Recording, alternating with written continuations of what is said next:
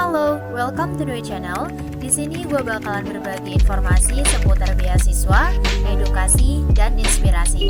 Kalau kalian suka, jangan lupa like dan juga subscribe. Halo, welcome to the channel. Yang pertama gue meminta maaf karena kurang lebih 2 bulan ini belum bisa bikin konten karena memang lagi mempersiapkan IELTS dan juga kerjaan yang memang belum bisa ditinggalkan. Dan khususnya juga gue meminta maaf buat teman-teman yang udah nulis pertanyaan di kolom komentar dan belum gue jawab. But as soon as possible gue pasti jawab one by one. Sesuai dengan judulnya, kali ini gue bakalan sharing pengalaman pribadi gue selama tes IELTS di 3 tempat yang berbeda, yaitu di IDP, di IELTS, dan juga British Council. Nah, kenapa gue akhirnya pengen ngangkat konten ini? Karena berdasarkan pengalaman gue pribadi, ketika mau tes IELTS tuh gue bingung, kira-kira mau tes di mana ya? Mana sih yang lebih mudah? Karena tuh sempat ada isu-isu bahwa kayak misalnya tes di IDP itu lebih mudah daripada tes di BC, atau tes di kota itu lebih challenging daripada tes di kota-kota kecil kayak gitu. Ada juga yang bilang bahwa kalau misalnya BC itu pelit skor dan lain sebagainya. Nah, di sini gue pengen ngebagiin experience gue pribadi selama tes IELTS, sehingga nanti mungkin bisa jadi referensi buat teman-teman yang pengen ambil tes IELTS dalam jangka waktu dekat ataupun di masa yang akan datang. Oke, langsung aja ke pengalaman gue selama tes di 3 tempat yang berbeda, yaitu di IDP, IELTS, dan juga British Council. Jadi gue udah 3 kali tes di 3 tempat yang berbeda itu tadi, dan juga daerah yang berbeda-beda. Nah, jadi untuk tes yang pertama gue ambil di IDP Semarang. Kenapa Semarang? Padahal gue tinggal di Lampung. Ya, jadi waktu itu di tahun 2018 kebetulan gue lagi ada di Pare, sempat belajar di Pare juga. Jadi dari Pare atau Kediri Jawa Timur ke Semarang kan nggak terlalu jauh. Jadi waktu itu gue nyoba tuh tes di Semarang karena kebetulan sekalian main ke rumah temen waktu itu, kayak gitu ceritanya. Ya udah, jadi waktu itu gue ambil paper based karena memang di tahun 2018 itu belum ada computer based kayak di tahun 2020 atau 2021 ini. Jadi waktu itu masih ambil paper based. Waktu itu kayak di ruangan besar gitu, dan pesertanya juga banyak, sekitar 40-an orang waktu itu, rame banget. Dan kebetulan gue dapet duduk di paling belakang waktu itu, kayak gitu posisinya. Yang gue rasain selama tes di IDP itu fine-fine aja, walaupun tadi pesertanya banyak dalam satu ruangan yang besar, itu nggak terlalu mengganggu buat gue, karena memang yang paling penting itu kan listening gitu ya, speaker dari listeningnya. Karena memang dia pakai speaker ruangan gitu, jadi memang walaupun gue duduk paling belakang, speakernya masih kedengeran jelas. Jadi memang di listening gue nggak ada masalah. Cuman memang yang agak pegel adalah ketika reading dan juga writing, karena kan kayak duduk di kursi kuliahan gitu, jadi memang kursinya sempit, jadi duduknya agak kurang leluasa aja. Itu aja sih kalau misalnya kendala yang gue rasain. Untuk speaking waktu itu native-nya gue rasa dari Australia, karena aksen yang gue denger sih aksen Australia banget, dan kayak di tenggorokan gitu. Waktu itu gue agak sempat takut nggak bisa dengar, tapi insya Allah bisa kok kalau kalian sering-sering practice speaking sama partner kalian kayak gitu. Jadi waktu itu di tahun 2018 skor pertama gue ketika tes IELTS adalah 6 overall-nya kayak gitu. Ya masih jelek banget, itu tes pertama kali gue yang notabene bahasa Inggrisnya tuh gue bisa bilang nebus dosa gitu ya. Nggak pernah belajar IELTS, kayak belajar sebelum real test, gue belajar dulu di Pare maksudnya, tapi kayak gue nggak punya habit yang baik selama bertahun-tahun kayak gitu. Nah waktu itu gue dapet skor 6, kayak yang broken heart banget, kayak ngerasa udah struggle banget tapi masih dapet skor 6. Di situ gue masih muter kepala gimana caranya skor 6 ini masih berguna. Akhirnya gue daftar beasiswa di tahun 2018, itu gue daftar AAS nggak lolos, terus gue daftar LPDP juga nggak lolos. Baru di tahun 2019 gue daftar LPDP lagi dan dapatlah LPDP dengan skor 6 gue itu tadi gitu ya. Nah at least skor 6 gue ini bisa dapetin beasiswa LPDP. Waktu itu gue mikirnya kayak gitu, seenggaknya gue nggak ngebuang duit 3 juta itu secara cuma-cuma, at least gue dapet beasiswa dengan skor 6. Itu pengalaman gue ketika tes di IDP. Jadi di sini impression gue terhadap IDP fine gitu ya, jadi nggak ada masalah, mulai dari tempat dan lain sebagainya, ruang tunggunya juga nyaman. Jadi ya gue bisa bilang IDP keren lah untuk tes IELTS-nya. Next gue bakalan ceritain pengalaman gue yang kedua untuk tes IELTS, karena gue posisinya udah dapet beasiswa LPDP tapi gue belum dapet kampus karena memang gue belum punya skor yang cukup, karena rata-rata kampus di luar negeri itu minta skornya 6,5 dan gue masih kurang 0,5. Mungkin bagi orang yang bahasa Inggrisnya bagus untuk dapat meningkatin ke 0,5 itu easy, tapi buat gue yang struggle banget dengan bahasa Inggris itu quite challenging, itu ya challenging banget sih buat gue pribadi untuk dapetin 6,5 kayak gitu. Lanjut ke pengalaman tes IELTS gue yang kedua, yaitu di IALF Lampung. Jadi sebenarnya ini bukan IALF Center, tapi anak dari IALF, yaitu maksudnya cabang dari IALF, yaitu Sun Education. Nah, jadi gue tes di Sun Education Lampung. Nah, alasan gue kenapa waktu itu pilih Sun Education atau IALF gitu, karena di tahun 2020 ya, di tahun 2020 tuh gue sempat mau tes ke Jakarta. Jadi itu agak tragis gitu ya, gara-gara COVID-19, gara-gara pandemi ini tiba-tiba di cancel gitu. Jadi besoknya gue mau berangkat ke Jakarta, tiba-tiba sore ini itu ada pengumuman lockdown total di Jakarta. Jadi waktu itu gue kehilangan tiket pesawat gue pulang pergi itu gue udah beli, ya itu gara-gara COVID-19. Tapi ya gue percaya selalu ada hikmahnya kayak gitu.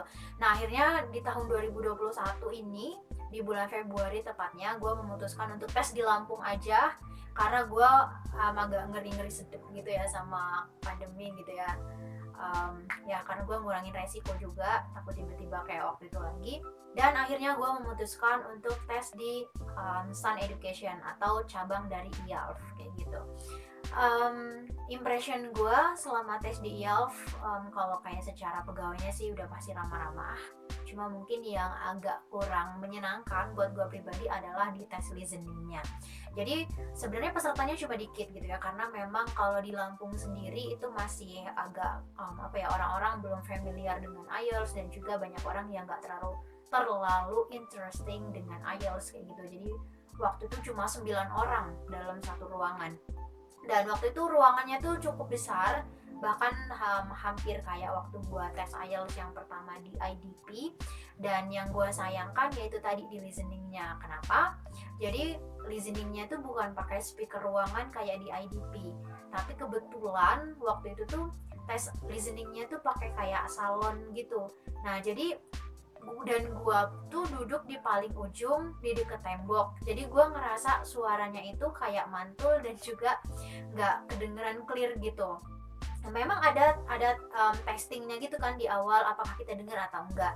Nah, waktu testing tuh gue bisa dengar gitu, karena memang yang diputar tuh ya udah sering kita dengar, kayak yang diputar tuh directionnya, yang ketika gue latihan ya otomatis gue udah paham lah itu kedengarannya apa atau apa sih yang diomongin gue dengar. Tapi ketika tesnya dimulai, itu gue mulai gelisah gitu, karena aduh itu ngomong apa gitu, karena gue ngedengarnya kayak remang-remang gitu, karena posisi salonnya itu bukan di tengah-tengah tapi di paling ujung, jadi kayak ujung ketemu ujung gitu, dan gue duduk di deket tembok kayak gitu. Nah, saat itu gue mau nunjuk juga gue bingung gitu, karena posisinya audio udah diputar. Kalau gue nunjuk, gue takutnya ngedistract peserta lain. Jadi akhirnya waktu itu ya udah gue paksain aja untuk dengerin audionya sampai selesai atau nyelesain tes listeningnya. Dan bener aja tes listening gue itu cuma 5. Jadi gue cuma dapet skor 5, bayangkan gitu ya. Jadi anjlok banget di listening. Yang biasanya listening itu menyelamatkan gue, kali ini gue hancur-hancuran di listening. Di sini gue nggak bilang bahwa IELTS itu buruk, nggak, karena mungkin kebetulan aja di tempat gue tes itu tes listeningnya nggak pakai speaker ruangan, dan itu salah gue juga sih karena gue nggak konfirmasi atau nggak tanya-tanya sebelumnya. Nah di sini gue bukan mencari pembenaran sih, ya atau mungkin juga pada saat itu telinga gue mungkin yang memang lagi bermasalah, atau memang gue yang nggak bisa jadi juga seperti itu, sampai akhirnya skor gue buruk. Tapi gue sempat ngobrol juga sama temen gue ya pernah tes IELTS di tempat yang sama dengan gue, yaitu Sun Education Lampung atau IELTS. Nah dia juga sempat ngobrol, kata dia bermasalah juga di listeningnya, yaitu karena dia posisinya sama kayak gue, duduk di paling ujung, dan yaitu dia ngerasanya suaranya mantul, jadi kayak nggak jelas gitu. Nah nggak tahu juga sih, mungkin ini cuma ya bisa jadi memang kebetulan kita berdua yang mungkin gak bisa dengar dengan baik, atau memang soundnya yang bermasalah, kita juga kurang tahu. Bukan berarti semua IELTS di seluruh Indonesia jadi sama ya, gak mungkin, ini cuman case kebetulan di daerah gua aja kayak gitu. Jadi saran gua sebelum teman-teman ambil tes, misalnya nanti di daerah kalian yang paling deket adalah IELTS, kalian harus make sure dulu listeningnya itu pakai apa, pakai speaker ruangan atau pakai kayak salon kayak gue tadi. Jadi memang menurut gue itu sangat mempengaruhi hasil dari listening kalian sih, dan jadi ngebuat kita nggak nyaman untuk tes-tes selanjutnya gitu karena greget gitu loh. Kalau untuk kayak reading, writing sama sih kayak di IDP, jadi kayak bangku kuliah gitu, tetap kecil, dan sebenarnya sejujurnya sih gue kurang nyaman kayak gitu. Untuk speakingnya nggak ada masalah, sama aja dengan di IDP, tapi gue bisa ngedengar lebih clear sih karena bapaknya atau examinernya maksudnya itu lebih muda sih daripada yang ketika examiner di IDP. Jadi gue ngedengarnya lebih clear dan juga lebih bersahabat sih yang di IELTS ini. Jadi sebenarnya di sini di akhir gue nggak bilang bahwa IELTS itu jelek, bukan, no. Ini cuma case aja, kebetulan ketika gue tes mungkin di sesi listeningnya aja yang menurut gue kurang memuaskan buat gue pribadi. Nah belum tentu di daerah-daerah lain, apalagi di kota besar dengan fasilitas yang lebih baik, bisa jadi ya sama aja kayak di IDP ataupun di British Council kayak gitu. Jadi catatan dari gue, sebelum teman-teman memutuskan untuk tes, entah itu di IDP, di British Council, ataupun di IELTS, kalian harus konfirmasi dulu, ataupun ya tanya-tanya gitu dengan yang udah tes, ataupun kalian datang langsung ke kantornya, kira-kira listeningnya kayak gimana dan lain sebagainya. Jadi di sini gue sama sekali nggak menyalahkan IELTS ataupun Sun Education Lampung.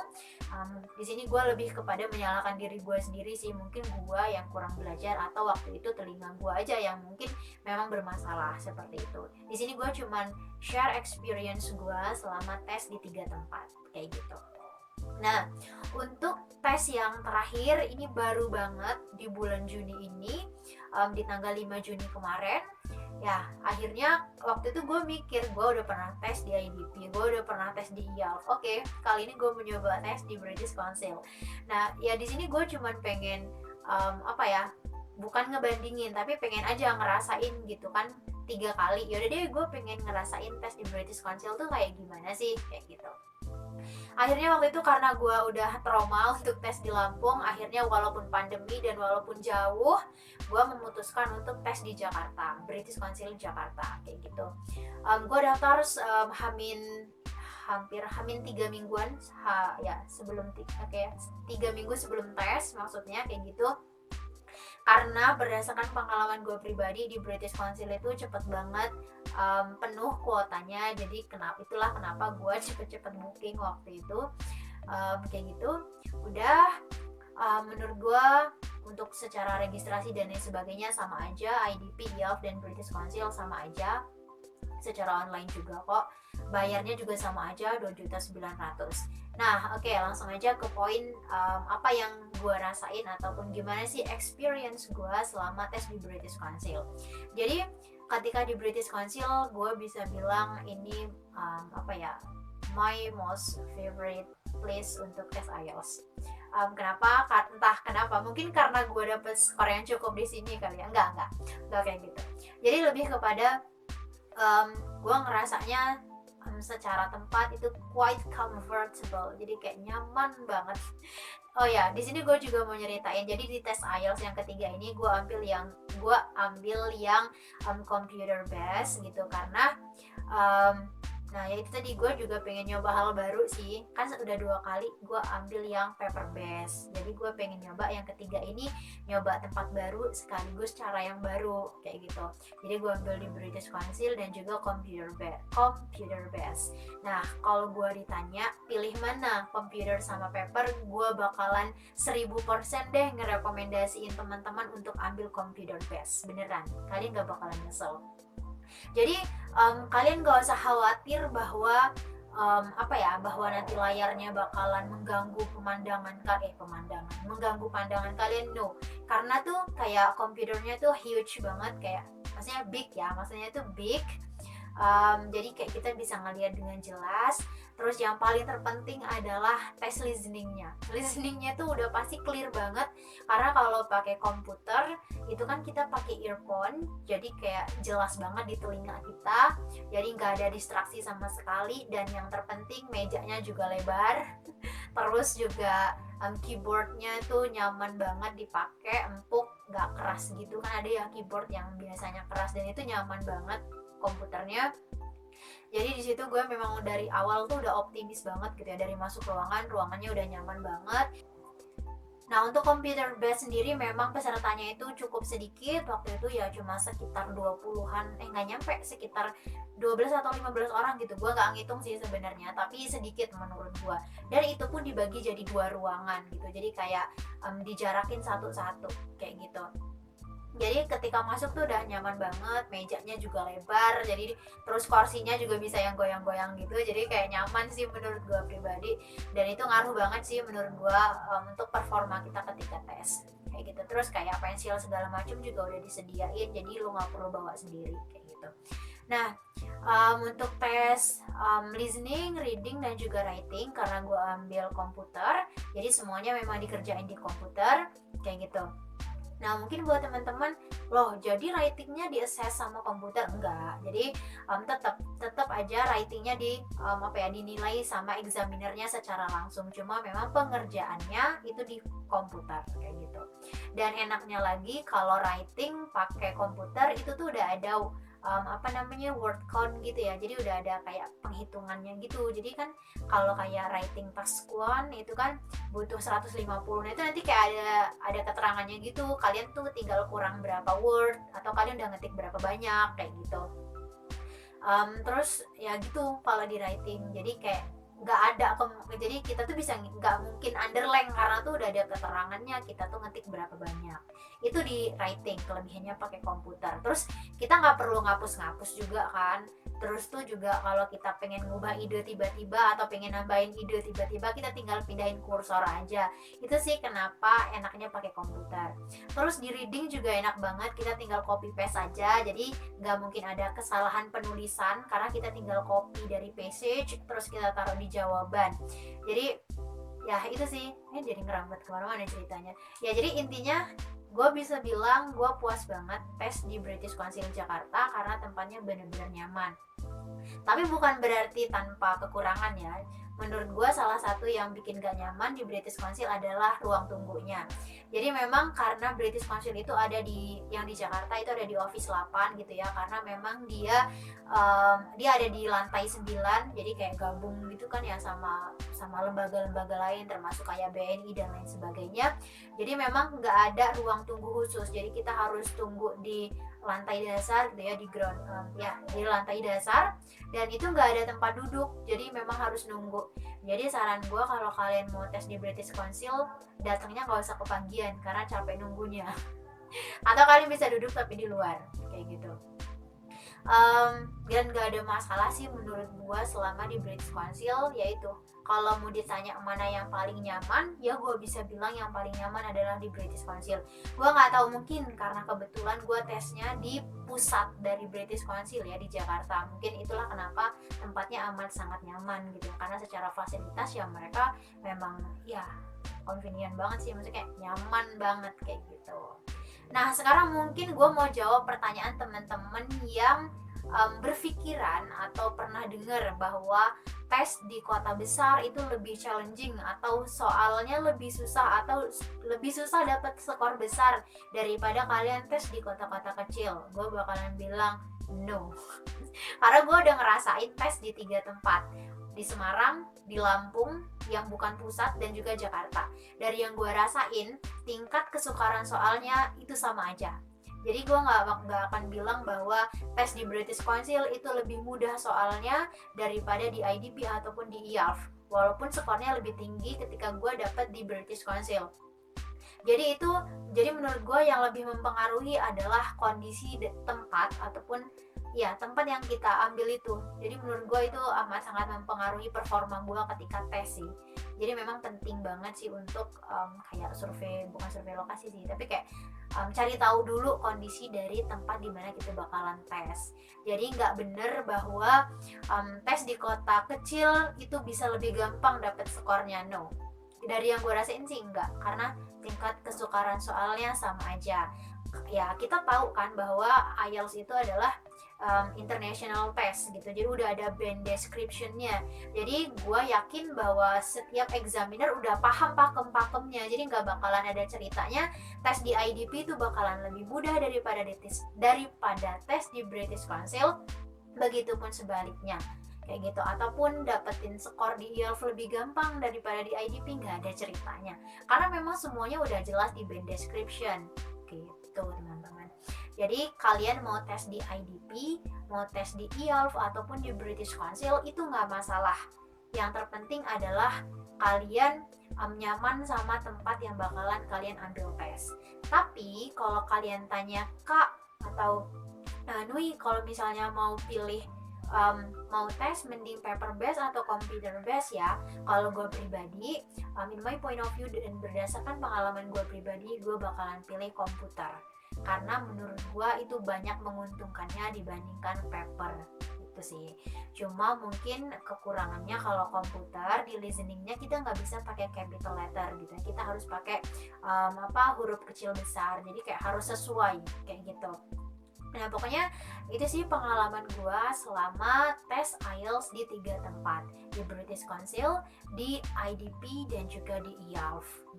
Oke, di sini gue mau nunjukin 3 cover dari 3 institusi yang berbeda. Jadi ini yang pertama dari IDP, dia warna hijau gitu sih. Ini sih hijau gitu. Ini covernya doang, gue belum nunjukin isinya. Terus yang ini dari IELTS.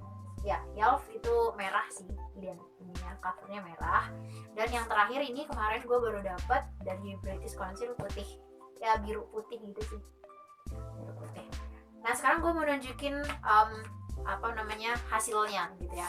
Nah hasilnya tuh mau dari 3 yang berbeda, mau dari IELTS, British Council ataupun IDP, itu kertasnya sama aja, nggak ada bedanya, cuma beda covernya doang. Itulah kenapa gue bilang mau lo tes di IDP, British Council ataupun IELTS, kertasnya tuh bakalan sama, gak akan ada bedanya kayak gitu.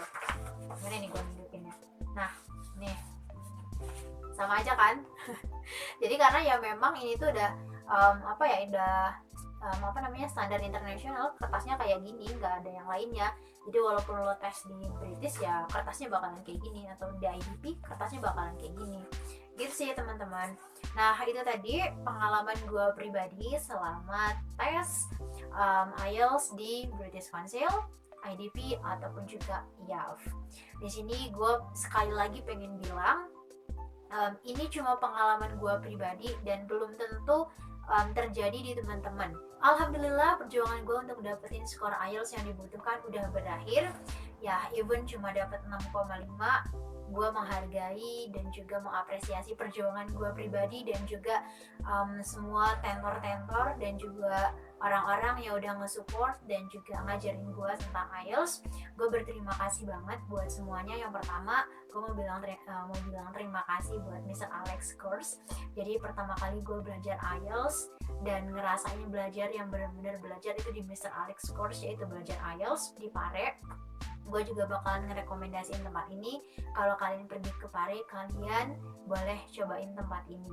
Terus yang kedua juga gue mau bilang terima kasih buat Mr. Al, karena gue sempat ambil sekitar 24 pertemuan ketika sebelum real test kemarin untuk nambahin semangat. Nah di sini juga gue mau ngasih tips buat teman-teman yang mau tes. Kalian butuh temen, at least kalau kalian punya temen tuh punya semangat juga, karena kalau sendiri itu agak ogah-ogahan sih menurut gue. Jadi biar kalian tuh punya atmosfer yang ngedukung kalian buat tetap semangat dapetin skor IELTS yang kalian butuhkan. Oke, setelah ini perjalanan gue tinggal nunggu law unconditional dari kampus. Habis itu ngajuin kontrak ke LPDP. Habis itu sepertinya akan kuliah online karena memang Aussie belum buka border. Jadi memang gue harus belajar dari rumah dulu. Ya, whatever is that, gue akan tetap melakukan terbaik dari semua yang gue bisa, dan gue juga mendoakan yang terbaik buat teman-teman semua. Gue juga minta doanya semoga semuanya lancar dan semoga gue masih bisa berbagi cerita untuk next episode. Kalau kalian juga pengen request gue bahas tentang apa, kalian bisa tulis di kolom komentar, atau kalian punya pertanyaan tulis aja di kolom komentar, entah itu seputar IELTS, entah itu seputar beasiswa dan lain sebagainya. Dah gitu aja untuk cerita gue kali ini. Mungkin kurang interesting, tapi semoga juga masih bisa diambil manfaatnya. Sampai ketemu di video selanjutnya, semoga bermanfaat. See you.